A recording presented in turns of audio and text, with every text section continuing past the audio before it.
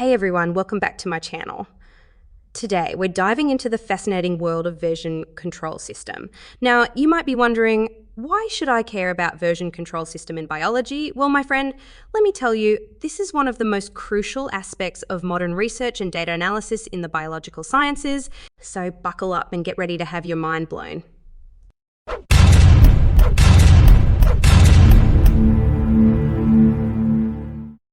In this playlist, we will explore the fundamentals of Git and Github, starting from the basics and building your knowledge from the ground up. 1. Version control system. 2. Git Cloud Server and Git Client. 3. Installing on Windows and Linux. 4. Basic and Advanced Git. 5. GitHub. If you haven't already subscribed to my channel, I encourage you to do so for the most up-to-date videos and solutions related to bioinformatics. Before delving into version control systems, let's explore the concept of versions. Version typically refers to a specific state or snapshot of a project's files or code at a particular point in time.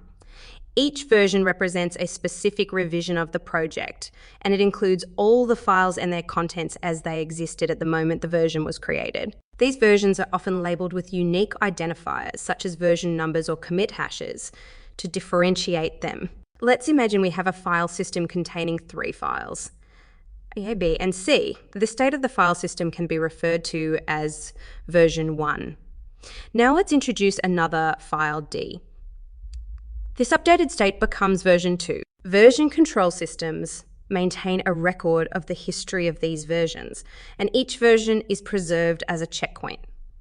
This system enables us to roll back the file system to a prior version if the current one becomes corrupted. Additionally, it allows us to compare 2 versions to precisely understand the changes introduced in a specific version. In the next video, we will discuss about VCSE's version control system and its different types.